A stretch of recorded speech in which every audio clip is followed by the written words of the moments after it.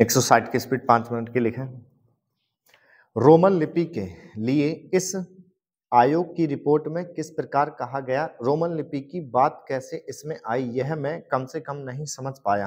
पर एक बात देखने योग्य है कि अंग्रेजी का इतना समर्थन होने के बाद भी और कई विदेशी विशेषज्ञ इस आयोग के सदस्य होने पर भी अंत में उन्होंने भी माना कि अंततोगत्वा शिक्षा का माध्यम प्रादेशिक भाषाएं होंगी। आयोग को यह भी मानना पड़ा कि अंग्रेजी के माध्यम रहने से देश की हानि हो रही है और संसार के किसी भी देश में ऐसी स्थिति नहीं है। आयोग स्वयं इस बात को स्वीकार करता है कि इस प्रकार विदेशी भाषा के माध्यम से हमारे देश की कितनी हानि हो रही है। मैं त्रिसूत्री भाषा फार्मूले का समर्थक हूँ। हिंदी साहित्य सम्मेलन, जो हिंदी की सर्वमान्य संस्था है जिसका इस समय मैं अध्यक्ष हूँ, उस सम्मेलन ने भी त्रिभाषा फार्मूले को स्वीकार किया। यद्यपि हम यह उचित समझते थे कि द्विभाषा फार्मूला रहता एक मातृभाषा और दूसरी राष्ट्रभाषा, लेकिन हमें इस बात का भय था कि यदि द्विभाषा फार्मूला रहेगा तो मातृभाषा और अंग्रेजी रहेगी।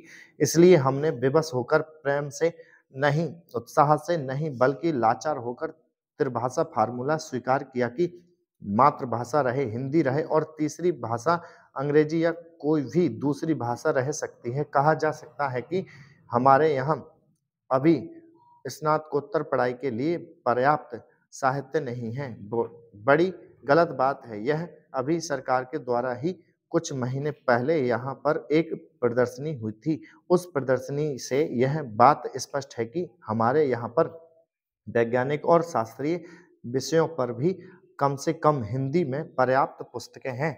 महोदय, हमारे यहाँ अशांति क्यों होती रहती है? इसलिए नहीं कि पुलिस वालों की संख्या बहुत कम है। अशांति इसलिए होती रहती है कि समाज में ऊंच नीच है और लोग अनुभव करते हैं कि उन्हें न्याय नहीं मिल रहा है।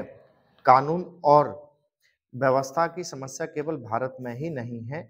मैं आपसे अमेरिका की ओर देखने को कहूंगी। मैं कहूंगी कि आप अन्य अनेक विकसित देशों की ओर निगाह डालें, जहां ना पैसे की कमी है, ना रोजगार की, ना दुनिया के सुख साधनों की। मैं आपको विश्वास दिला सकती हूँ कि एक अकेली स्त्री जितने सुरक्षित भाव से कोलकाता या दिल्ली की सड़कों से गुजर जाती है, उतनी उन देशों के अनेक शहरों से नहीं गुजर सकती। गुजरात को क्या सहायता दी गई? क्या आपने इसके आंकड़े देखने का कष्ट किया है? मैं यहाँ कागज पत्र लेकर आई हूँ, लेकिन मैं कह सकती हूँ कि गुजरात को भारत के कई राज्यों की अपेक्षा अधिक सहायता मिली है। आपने एक या दो विशेष परियोजनाओं की चर्चा की है। प्रत्येक परियोजना पर इसकी आवश्यकता के अनुसार विचार किया जाएगा और आवश्यकता का यह अभिप्राय नहीं है कि अमुक फर्म या व्यवसाय गृह को क्या मिलता है। आवश्यकता का आशय यह है कि उससे देश को अपने पांवों पर खड़े होने में सहायता मिलती है या नहीं।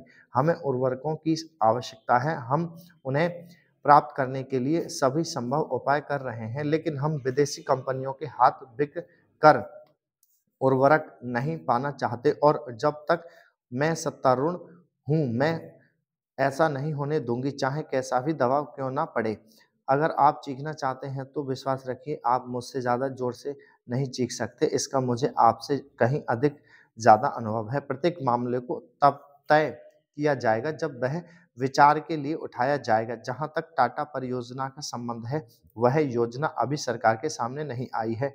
यदि वह आएगी तो उस पर पैरवी की जाएगी। अन्य योजनाओं की तरह समुचित विचार किया जाएगा। अतीत में हमने कई बातों पर जल्दबाजी से काम किया और आज हम उसका फल भुगत रहे हैं। आप महानुभावों को इस पर लिखी गई अनेक पुस्तकों के नाम बता सकती हूँ, जिनके लेखक ना तो भारतीय हैं और ना ही आदर्शवादी।